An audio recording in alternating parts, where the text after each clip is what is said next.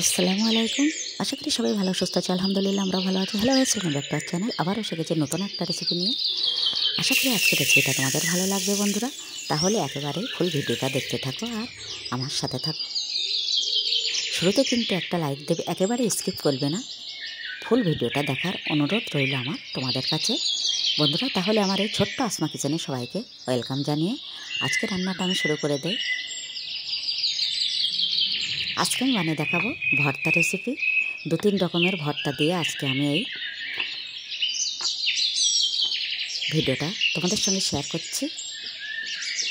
প্রথমে আমি হাঁড়ির মধ্যে কিছুটা চাল নিয়ে নিলাম, আর এখানে আমি বড় সাইজের একটা নতুন আলু নিয়েছি, আর নিয়েছি কয়েকটা কাঁচা পাকা লঙ্কা, আর নিয়েছি মাত্র একটা টমেটো আরও ছিল কিন্তু আমি একটাই নিয়েছি, আর 2 পিস ডিম।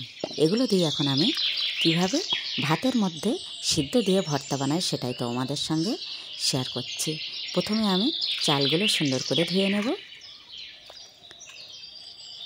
চালগুলো ধোয়া হয়ে গেছে। এখন আমি আগেও আলুটা আমি সুন্দর করে ধুয়ে কেটে রেখেছিলাম, কেননা এখন তো নতুন আলু একেবারেই মাটি বালিতে ভরা থাকে এজন্য।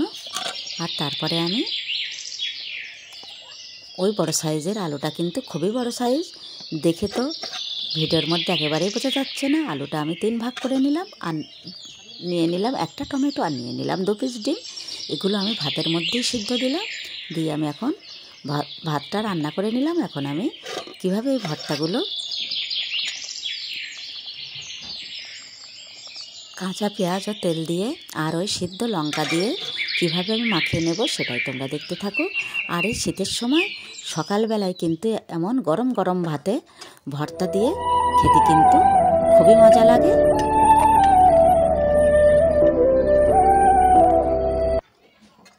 ভর্তা ভাত আমার একেবারেই কিন্তু রান্না রেডি। এখন আমি লঙ্কা, আলু, ডিম যেগুলো সিদ্ধ দিয়েছিলাম, টমেটো, সেগুলো আমি এখন এখানে বেড়ে নিচ্ছি। আর টমেটোটা আমি আগেই বেড়ে নিয়েছিলাম।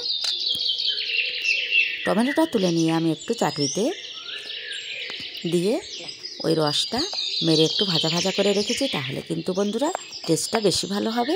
আর এখানে আমি একটু পেঁয়াজ কুচিয়ে নিচ্ছি।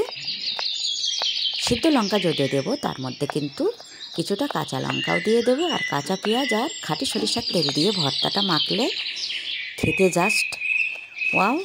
আর এই এখন কিছুটা ধনিয়া পাতা দিচ্ছি, আরও একটু দিলে কিন্তু ভালো হতো, কিন্তু ধনিয়া পাতা ঘরেতে আছে, সেগুলো একেবারেই শুকিয়ে গেছে।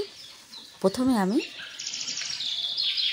এখানে টমেটো ভর্তাটা মাখিয়ে নিচ্ছি কাঁচা পেঁয়াজ, তেল, ধনিয়া পাতা ও সিদ্ধ লঙ্কা দিয়ে।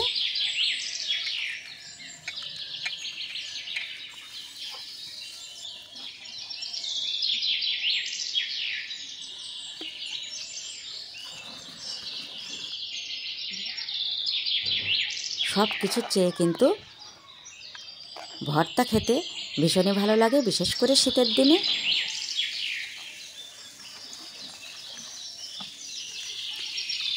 টমেটো ভর্তাটা মাখানো হয়ে গেছে, এখন আলু ভর্তাটা মাখিয়ে নেব।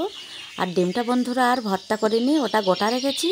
আর এখানে আছে 1 পিস মাছ ভাজা,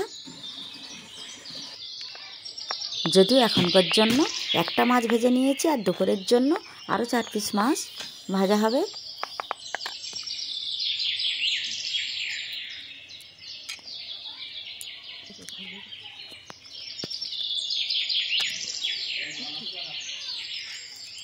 হ্যাঁ, আর একটা কথা তো বলা হয়নি বন্ধুরা, এখানে একটা গোটা রসুনও দিয়ে দিয়েছিলাম, সেটাও ভর্তা মাখিয়ে নেয়নি, ওটা এমনি ছাড়িয়েই খাওয়া হয়ে গেছে।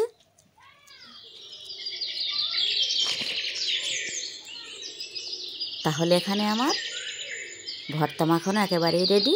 এখন সুন্দর করে ভাতটা বেড়ে নিতে হবে।